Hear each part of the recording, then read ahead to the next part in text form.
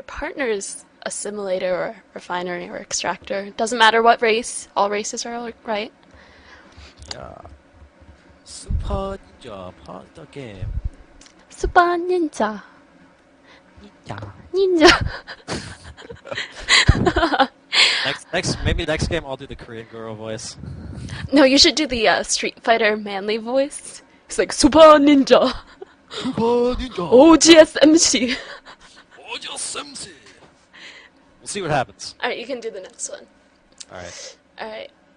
So for those of you tuning in, this is Waterloo versus Illinois. 2v2. We are now at 2-0. Yep. So we do see that Protoss is going for a fast spawning pool. Bombs. Made a gas for his teammate. That's so nice. And you can see that Protoss is mining from his teammate's gas. I have to wonder what the point of that is. Perhaps a refinery mines gas faster than an extractor? Maybe? I don't know. If so, that'd be a new discovery in the community, I think, because otherwise people would do it more often. Energy Humble is actually surprised at that this can actually happen. Fruit Bomb's building in a refinery. I think it might have to do with just like keeping that extra drone so he can pump out more Zerglings, more Speedlings. Might be some sort of a give and take sort of relationship there, symbiosis. Correct. Yep. Actually, it definitely is a smart idea. The extra drone is going to help out a little bit in terms of getting Zerglings out faster. We do see that the Protoss player, Super Ninja, is going for a tech build, which is pretty interesting. Also pretty smart, considering that this map is pretty large. So he can kind of afford, especially because his teammate is Zerg, and Zerg have queens in this game, which means that they can get an insane amount of larvae off of one base. So Energy Humble, will be able to defend his opponent, his teammate. However, it looks like Protoss is going in for a rush on Super Ninja, and he only has one Zealot, and Energy Humble is coming to defend his teammate, so Protoss needs to kind of get out of there soon, or else he's going to get caught way off guard, and he's going to lose a lot of his Zerglings. Yeah, he really needs to get out now. He's going to find himself surrounded if Energy Humble can really pull this off right. His Zerglings are going in, trying to go for a surround. Protoss is trying to juke the other player, trying to get around. I never thought I would say the day Protoss is using his Zerglings. The moment when he said Protoss is going for Speedlings, I just had to stop and think for a second. Yep. And Zergling speed is done for Protoss. Both Zerg players now have their queens out, and Humble is going for a Baneling nest, whereas Protoss is just pumping out mass Zerglings.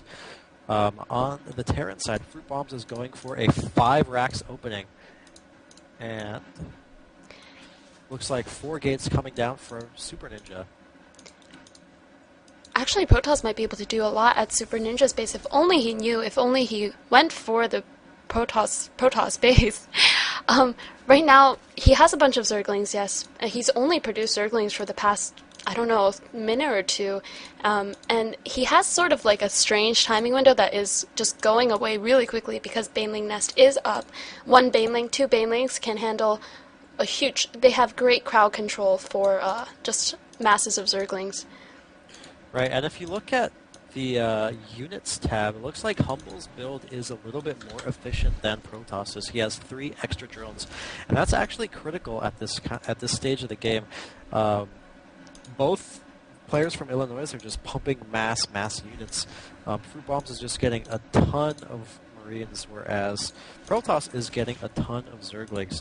And I think that the Waterloo unit combination of Zergling, Baneling, and Stalker is going to be a lot more effective, especially if he can get this Baneling off. So 1 Baneling does go off, that kills 4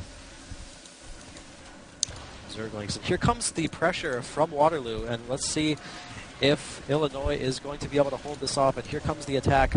Oh my god. So many Banelings. So many Banelings indeed, and this is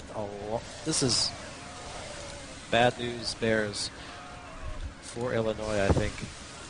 It's unfortunate that Banelings pretty much counter all of Illinois' units. I mean, Zerglings, Marines, both light infantry.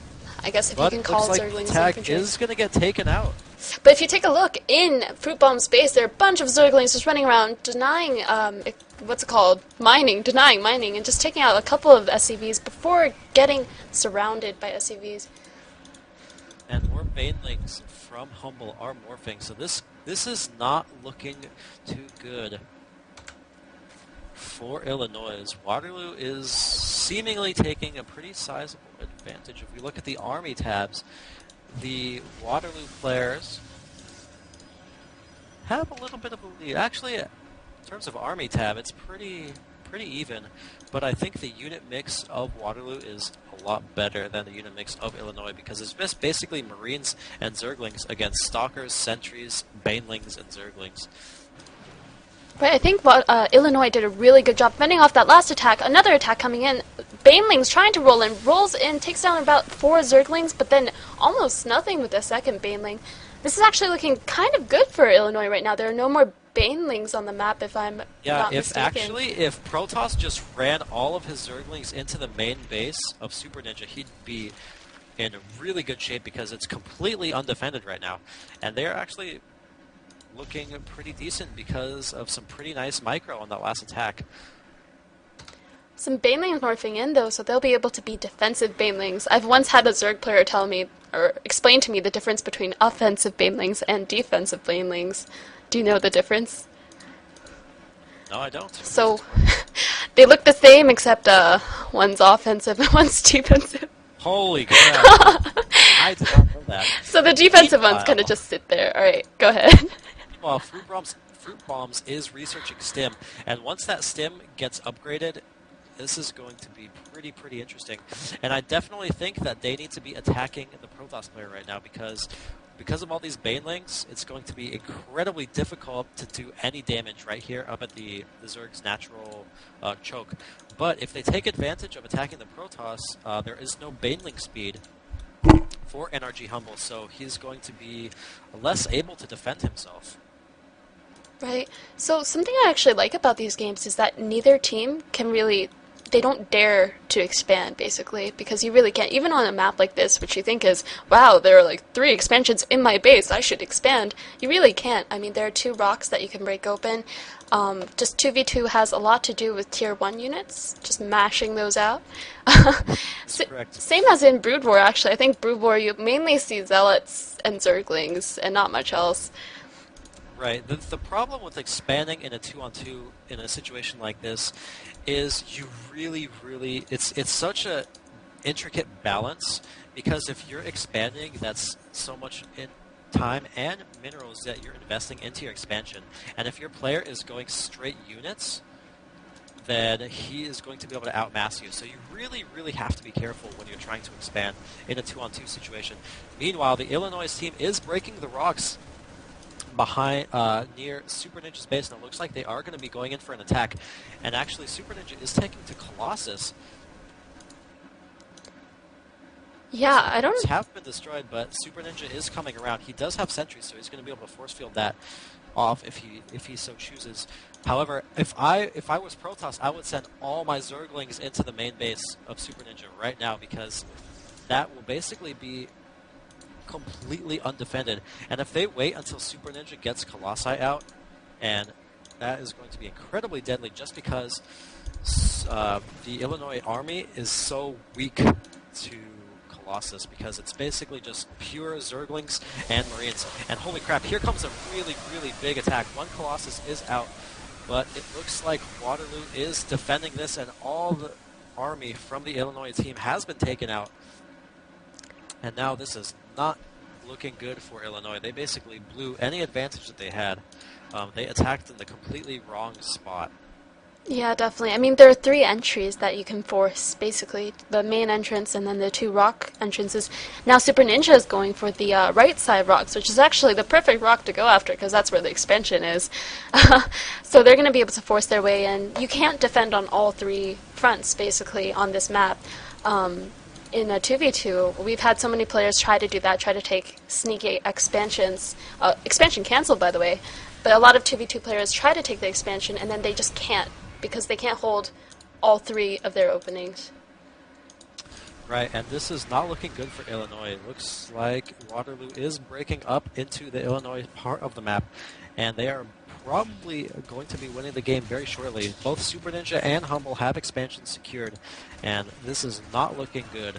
Actually, the Zerg player Protoss is actually taking out a lot of Humble's workers. I don't know how many he took out. Actually, he still has 19 drones as opposed to Protoss's 13 drones. He's only built 3 drones since the beginning of the game. But he actually distracted the army for a while. The army is back for vengeance, though. They are back, and they'll be able to take out these Marines no problem. Yep. But these 2 Colossus from Super Ninja are basically going to be the deal breakers right now. This is just a really bad unit composition for the Illinois team, and then there you can see that the armies are getting taken out, and now they're just breaking up into Fruit Bomb's base, and it looks like Waterloo is going to be winning 3-0, and they're going to be the first team that advances in the playoffs to the round of 16 in just a moment. So I'm really surprised actually that Protoss has not really gotten an expansion all game and has not built more than 13 drones all game. We have a GG coming from Fruit Bombs. And there's a GG, so Waterloo actually takes the match, winning 3-0 to advance to the next round. That means bracket entries are closed. Yes, so if you have not submitted your bracket by now, it is officially late. And again, the CSO bracket contest has a prize of $100 cash, in addition to prizes from TT Esports for anyone who can predict the playoff brackets correctly.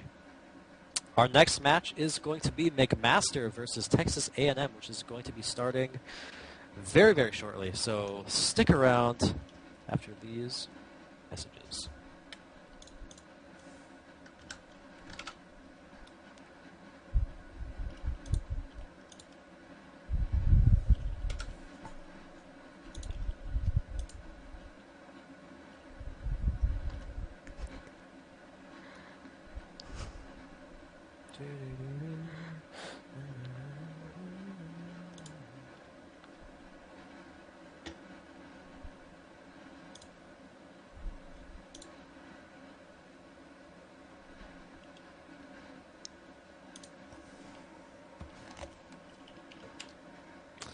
Okay, let me...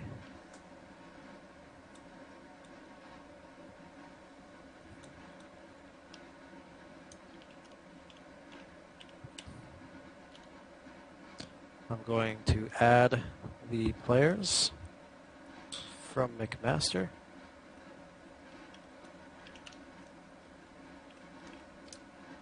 All right. And we are going to be starting in just a second.